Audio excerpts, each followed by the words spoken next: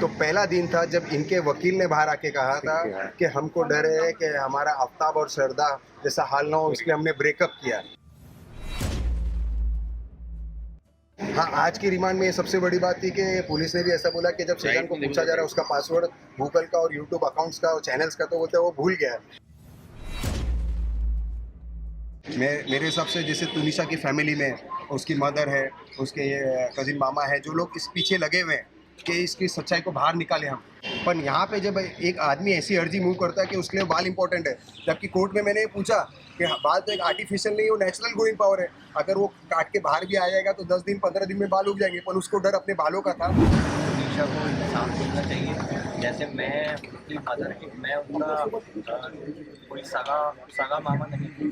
मैं तुनिशा की मम्मी ने मुझे राखी बांधी पिछले 10 सालों से।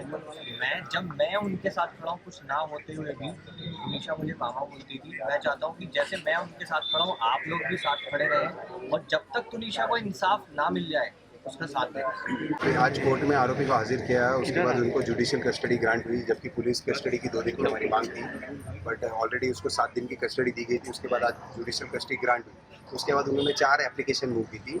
एक एप्लीकेशन थी होम फूड के लिए, एक एप्लीकेशन थी एडवोकेट और उनकी फैमिली मेम्बर को स्पेशल मुलाकात के लिए, तीसरी एप्लीकेशन थी उनको एडुकेट सिक्योरिटी चाहिए थी उनको जेल के अंदर, और चौथी एक एप्लीकेशन उन्होंने मूव की थी कि उनके हेयर को प्रिजर्व किया जाए जब वो जेल जाए तो वो काटे नहीं जाए, because as per jail manual और जेलर के रूल्स के हिसाब से जब भी कोई आरोपी जेल में हाजिर होता है तो उसके बाल काटे जाते हैं। तो उन चारों की हियरिंग होते हुए आज कोर्ट ने चारों एप्लीकेशन पर निर्णय देते हुए ये दिया है कि 2 एप्लीकेशन जो है उनके ऊपर 2 तारीख को सुनवाई रखी है। एक तो उनकी बालों की एप्लीकेशन पे, और जो उन्होंने होम फूड और ये सब जो मांगा उसमें जेल मैनुअल के हिसाब से जेलर का सेम मांगा है, और एडुकेट सिक्योरिटी के लिए सबसे इम्पोर्टेंट एक उसे आरोपी को जेल में जाने के बाद जो सिक्योरिटी चाहिए, अभी एक भिन्न प्रकार की एक एप्लीकेशन आज फाइल हुई है जो, और तीसरी और चौथी जो एप्लीकेशन है उनके ऊपर जेलर मैनुअल के हिसाब से जो भी ऑर्डर जेलर देगा उसको जेलर के हिसाब से जो जेल रूल है उस हिसाब से मैनुअल के हिसाब से ऑर्डर पास हुआ है। अन्य तो सर, जेल में क्या पिटाई का डर है? आखिर जेल में रहते हुए सिक्योरिटी की मांग करना कितना वाजिब है? ये तो उसका लॉयर और वो खुद बता सकता है उसको किस बात का डर है, क्योंकि मेरे हिसाब से जेल के अंदर एक जेलर के अलावा कम से कम 200-250 पुलिस ऑफिसर रहेंगे, उससे ज़्यादा सिक्योरिटी मेरे हिसाब से उसकी हो ही नहीं सकती। तो उसको एक स्टेट सिक्योरिटी के दी गई है, Z+ से बड़ी सिक्योरिटी है मेरे हिसाब से, तो ये जेल में उसको जितना दिन हो सके रह सकता है। नहीं, इस पूरे मामले को आप लोग लव जिहाद से जो कहीं ना कहीं आरोप लगा रहे हैं जोड़कर। सवाल यह है कि क्या इस बात का डर है कि जेल में जो है उसकी पिटाई हो सकती है क्या? मेरे हिसाब से अगर आप अपनी रिकॉर्डिंग से लेके सब कुछ हाजिर करेंगे, तो पहला दिन था जब इनके वकील ने बाहर आके कहा था कि हमको डर है कि हमारा आफ्ताब और सरदा जैसा हाल ना हो, इसलिए हमने ब्रेकअप किया। ये उनका आर्ग्यूमेंट था कोर्ट के अंदर। तो लव जिहाद का एंगल हमने नहीं दिया, उन्होंने शुरुआत की है। उसके बाद मीडिया ने बोला, मेरे हिसाब से तो वकील, उनके जो वकील है उन्होंने शुरुआत की थी क्योंकि उनको ही दिमाग में लव जिहाद था। हमारे दिमाग में तो जरा भी लव जिहाद था ही नहीं। शेजान बता रहा है कि वो अपना पासवर्ड जो है गूगल वगैरह का। हाँ, आज की रिमांड में ये सबसे बड़ी बात थी कि पुलिस ने भी ऐसा बोला कि जब शेजान को पूछा जा रहा है उसका पासवर्ड गूगल का और यूट्यूब अकाउंट्स का और चैनल्स का, तो बोलते वो भूल गया है। तो मेरे लिए भी ये शॉकिंग था कि इतना बड़ा 7 दिन की कस्टडी में वो बहुत कुछ चीज़ें भूलने भी लगा है और बहुत कुछ चीज़ें बार बार रिपीट भी करने लगा है।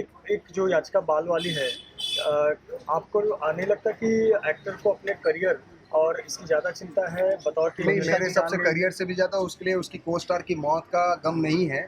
ये समझ में आता है जब उसने ये अर्जी डाल दी है। मेरे हिसाब से जैसे तुनिशा की फैमिली में उसकी मदर है, उसके कजिन मामा है, जो लोग इस पीछे लगे हुए हैं कि इसकी सच्चाई को बाहर निकाले हम, जिसके लिए मेहनत भी कर रहे हैं। आज जैसे आपको सबको पता है तुनिशा की माँ को रिचुअल्स करने के लिए 5 तारीख को चंडीगढ़ पहुँचना, तो आज वो चंडीगढ़ भी निकल जाएगी। तो इसके बाद की सारी प्रोसीडिंग्स की जिम्मेदारी पवन शर्मा को दी गई है उनकी मां द्वारा।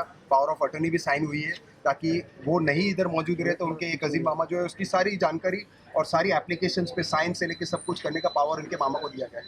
ये उसी के कारण दिया गया क्योंकि जब उनकी माँ को ऐसा लगे कि कोई तो उधर हो जो उसकी बेटी का ख्याल रखे, जो उसकी बेटी के केस की ध्यान दे। पर यहाँ पे जब एक आदमी ऐसी अर्जी मूव करता है कि उसके लिए बाल इंपॉर्टेंट है, जबकि कोर्ट में मैंने पूछा कि बाल तो एक आर्टिफिशियल नहीं, वो नेचुरल ग्रोइंग पावर है। अगर वो काट के बाहर भी आ जाएगा तो 10 दिन 15 दिन में बाल उग जाएंगे, पर उसको डर अपने बालों का था। तो ये सिद्ध होता है कि उसके लिए तनिषा पहले भी इम्पोर्टेंट नहीं थी और ना ही आज है।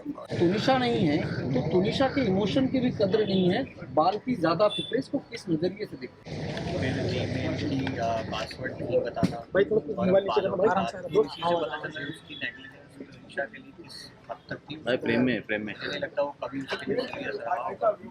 बहुत ज़्यादा सीरियस थी, उसकी फैमिली में इन्वॉल्व थी, तो इसीलिए हमारा शक और ज़्यादा बढ़ जाता है कि उसके साथ कुछ तो गलत हुआ है, क्योंकि वो लड़का सुसाइड नहीं कर सकता। क्या कस्टडी की मांग करें? मैं सिर्फ कहना चाहता हूँ कि जैसा भी है उसका साथ देना। Thank you.